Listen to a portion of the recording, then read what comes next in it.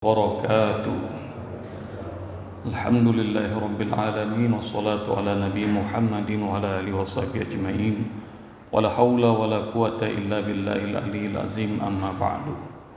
Faqad qala Allah ta'ala fil Qur'anil Karim wa huwa asdaqul qailin. Bismillahirrahmanirrahim. Ya ayyuhalladzina amanu kutiba alaikumus shiyam kama kutiba alal ladzina min qablikum la'allakum tattaqun. وقال النبي صلى الله عليه وسلم إذا جاء رمضان فتحت أبواب السماء وفي رواية فتحت أبواب الجنة وغلقت أبواب جهنم وسلسلت السياطين. صدق الله وصدق رسول النبي الحبيب الكريم ونحن على ذلك من الشاهدين والشاكرين والحمد لله رب العالمين. فيا عباد الله اتقوا الله حق تقاته wala tamutunna illa wa antum muslimun. Bahagia terasa ikhwatal iman rahmati Allah, malam ini kita berjumpa dengan bulan yang mulia Ramadan 1442 Hijriah. Tahun lalu kita tidak bisa berkumpul di masjid seperti ini, tidak bisa tarawih, bahkan kita tidak bisa sholat berjamaah Idul Fitri. Namun dengan izin Allah, tahun ini pemerintah mempersilakan kita kembali memakmurkan rumah-rumah Allah dan kita menikmati ibadah Ramadan. Semoga Allah jadikan kita semua menjadi orang-orang yang bertakwa. Amin ya rabbal alamin. Ikhwatal iman yang dirahmati Allah Subhanahu wa taala, untuk menggapai derajat takwa ikhwatal iman rahmati Allah Subhanahu wa taala, ibadah kita, saum kita harus berkualitas. Yang pertama. Yang kedua, amal spesial di bulan Ramadan, berbagi kepada sesama.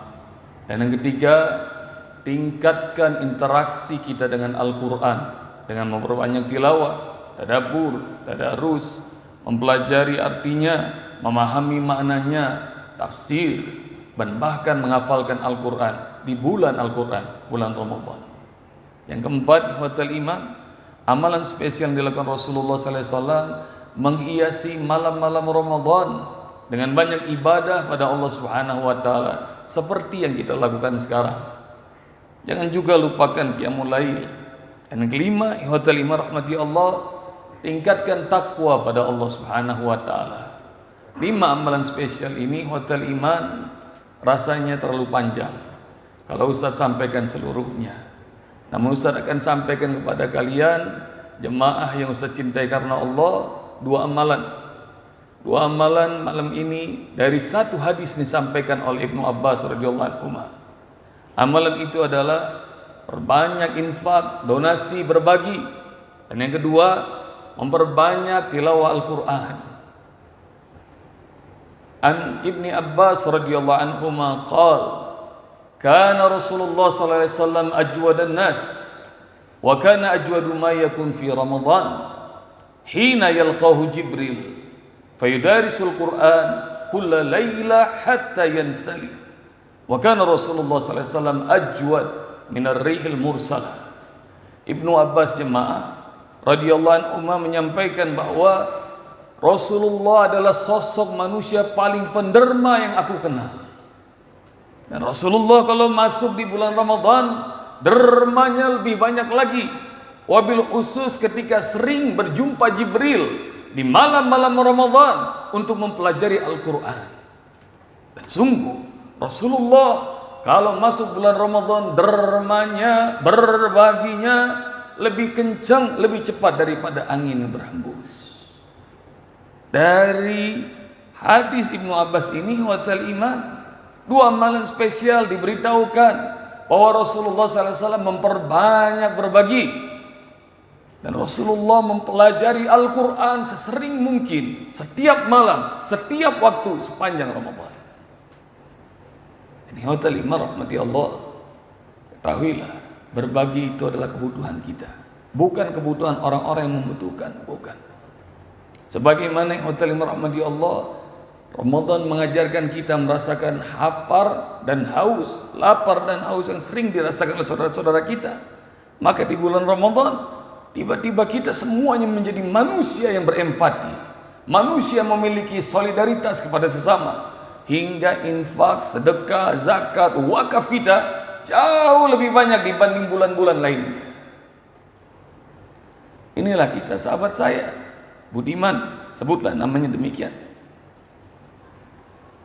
Jelangan beberapa hari Ramadan, Ustaz, istri bilang, Pak, kita belanja yuk, belanja bulanan.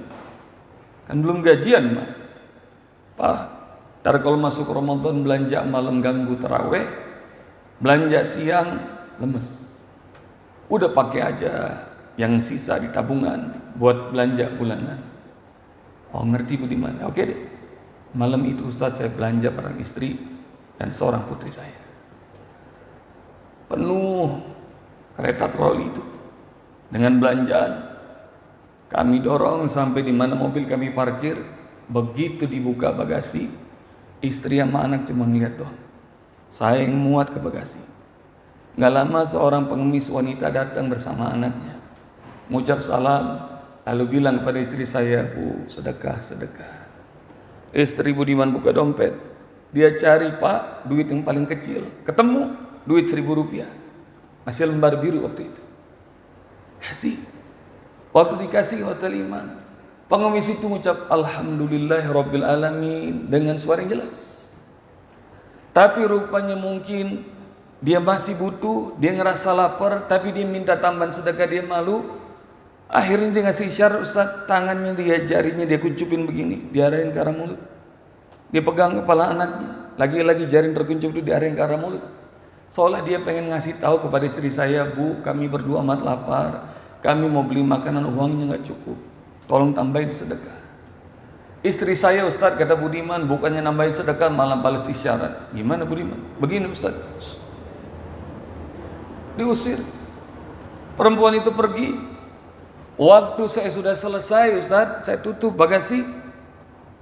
Waktu saya masuk mobil, tiba-tiba saya dengar istri saya ngomong gini sama anak saya. Nah, kita beli gorengan dulu yuk. Lagi saya belum starter tuh mobil, begitu saya dengar dia mau beli gorengan, nggak pamit, mereka pergi berdua, saya istighfar, astagfirullah. Barusan dia tahu ada 2 orang kelaparan, dia kagak tambahin sedekah. Ini dia mau beli gorengan, jangankan kebutuhan primer, sekunder pun enggak Ustaz, jangankan sekunder, tertier pun tidak. Dia beli gorengan. Dan sementara saya nunggu di mobil, dan di mobil itu menunggu itu adalah pekerjaan yang membosankan. Tiba-tiba Allah ilhami, coba pergi ke ATM, jangan-jangan gajimu sudah ditransfer oleh kantor. Saya pergi ke ATM Ustaz. Begitu saya pergi ke ATM, saya masukin kartu, saya pencet saldo, rupanya betul gaji saya sudah ditransfer. Angka belasan juta ada di display. Demi Allah waktu itu, karena rutin saya terima ini setiap bulan, karena saya tahu ini hak saya bekerja di perusahaan. Waktu melihat angka belasan juta itu, demi Allah, tidak ada puji syukur pada Allah, bahkan ucapan hamdalah pun nggak keluar dari mulut saya. Saya cuma ngangguk-ngangguk doang. Saya cuma senyum. Saya cabut duit beberapa juta rupiah untuk kebutuhan beberapa hari ke depan. Lembaran ratusan ribu berwarna merah keluar dari ATM. Saya masukin dompet. Tiba-tiba Allah ingetin saya. Tuh ada orang yang kelaparan. Saya cabut 1 lembar Ustaz. Warnanya merah tapi nilainya nggak 100.000. Berapa Budiman? Tanya saya. 10.000 Ustaz. Saya lipat kecil-kecil. Keluar ATM saya sapu pandangan di mana itu. Bu, sini. Saya panggil. Ibu itu sama anaknya datang, hotel lima rahmati Allah. Begitu mereka berdua datang, hadirin sekalian rahmati Allah Subhanahu wa taala, uang itu dikasih sama Budiman. Dari tangan Budiman pindah ke tangan perempuan itu. Belum lagi dia buka. Dia udah tahu tuh warna itu nilainya berapa. Tiba-tiba Ustaz saya kaget, dia mengucap Alhamdulillahirabbil alamin. Alhamdulillah, berkali-kali ucapan alhamdulillah. Nggak cuma itu Ustaz, dia baca doa panjang buat saya. Saya bilang sama Budiman, emang di Jakarta banyak pengemis, panjang pendek doa yang mereka baca tergantung dari besar kecil sedekah. Ntar kalau mau didoain yang panjang, sedekahnya yang banyak. Ya Allah, berkahi Tuhan ini, keluarganya, anak keturunannya, bahagiakan mereka lahir dan batin, dunia dan akhirat, limpahkan rezeki yang banyak, berkah berlimpah-limpah serta mudah mencarinya, jauhkan dari malapetaka, bencana, penyakit, tempatkan ia dan keluarganya di surga yang paling indah ya Allah. Itu waktu saya dengar doa, saya merinding Ustaz. Dalam hati saya, Masya Allah, ini perempuan baru dikasih 10.000, doanya panjang benar. Perempuan di rumah saya belasan juta tiap bulan, gak pernah doa kayak begini. Tapi ini perempuan, Masya Allah, ngerti, bersyukur sama Allah. Yang lebih saya merinding Ustaz, perempuan itu berterima kasih berkali-kali. Dia pamitan, mereka nggak jalan, mereka lari saking kegirangan. Mata saya membuntuti mereka masuk ke warteg. Dan rupanya mereka masuk warteg, saya bilang, ya Allah, rupanya mereka benar lapar, mereka bukan pendusta, mereka bukan pembohong. Tapi malam itu, saya dapat pelajaran dahsyat dari perempuan tadi. Tentang rasa syukur pada Allah. Hingga saya terus mengenang-enang, mengulang-ulang doa yang dia baca. Hingga saya terpaku. Nggak lama kemudian istri saya sama anak saya datang. Ngeliat saya seperti orang bengong-bengong. Istri saya nanya, ngapain Pak di situ bengong-bengong? Saya bilang cerita, saya kisahkan perempuan tadi. Saya nambahin sedekah. Berapa sedekah yang kamu tambahin? 10.000 Ma. Banyak benar sedekah. Ma, jangan begitu. Perempuan itu aku kasih 10.000. Di hadapanku dia bersyukur berkali-kali dengan suara yang jelas pada Allah. Bahkan dia doakan kita semuanya untuk masuk surga. Ma, sebelum itu aku pergi ke ATM. Aku cek dan alhamdulillah gajiku sudah ditransfer. Dan kamu tahu berapa gajiku setiap bulan? Demi Allah Ma, waktu aku lihat angka itu, karena merasa ini adalah hakku bekerja di perusahaan, dan rutin setiap bulan aku terima. Demi Allah, tidak ada ucapan puji syukur pada Allah meski kalimat alhamdulillah. Tapi begitu aku bagi sama dia 10.000, perempuan itu bersyukur berkali-kali lipat pada Allah Subhanahu wa taala.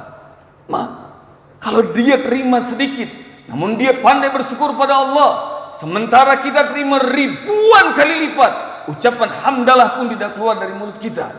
Lalu mana yang lebih pantas, Ma? Mana yang lebih pantas masuk surga Allah? Diakah yang terima sedikit, namun dia bisa bersyukur? Atau kita yang terima ribuan kali lipat, ucapan hamdalah tidak keluar dari mulut kita? Ya iman rahmati Allah. Ramadan mengajarkan kita, sebelum Ramadan Anda minum, Anda makan, Anda nikmati semua nikmat Allah. Mau di rumah, mau di kantin, di kafeteria, restoran, dimanapun Anda bisa bayar. Anda tidak akan pernah mendengar hotel iman mulai besok, setelah belasan jam Allah cabut nikmat makanan minum, maka Anda akan lihat, meski makanan dan minuman sudah terhidang, tidak seorang pun yang berani makan atau minum sebelum Allah izinkan dengan pertanda azan maghrib. Begitu azan maghrib tiba di hotel iman, kita enggak langsung makanan minum, kita angkat tangan dan mulut kita bersyukur pada Allah dengan mengucapkan Allahumma laka sumtu wa bika amantu wa ala rizkika aftartu bi rahmatika ya arhamar rahimin. Di luar bulan Ramadan, telinga saya belum pernah dengar ada orang sebelum makan dimanapun juga dan mereka minum, mereka angkat tangan sambil mengucap Allahumma barik lana fima razaqtana wa qina adzabannar. Enggak kedengar. Tahu sebab? Begitu Allah cabut satu nikmat dari kita yang hotel iman, makan, minum selama subuh sampai waktu berbuka. Belasan jam kita rasakan haus, lapar, maka kita mengerti nikmat Allah luar biasa. Karena itu hotel iman, jangan sedih dengan pandemi ini. Jangan kecil hati dan frustasi atas wabah COVID yang sudah mendunia. Ketahuilah nikmat Allah sudah berpuluh-puluh tahun kita hidup. Allah kasih bisa berkumpul kita. Kita melakukan apa saja bisa. Namun 1-2 tahun belakangan ini Allah hadirkan hingga kita mengerti betapa kita merindukan untuk sholat tarawih berjamaah. Betapa kita merindukan untuk itikaf di masjid. Betapa kita merindukan sholat Idul Fitri bersama-sama keluarga. Maka bersyukur. Ramadan mengajarkan kita untuk bersyukur. Nikmatilah sajian Ramadan yang Allah hadirkan selama 1 bulan ini di hotel iman, dan perbanyak 2 amal tadi. Berbagi kepada sesama hingga Anda mengerti arti mana syukur pada Allah. Yang kedua, perbanyak tilawah Al-Quran. Semoga Allah jadikan kita semuanya menjadi hamba-hambanya yang bertakwa. Assalamualaikum warahmatullahi wabarakatuh.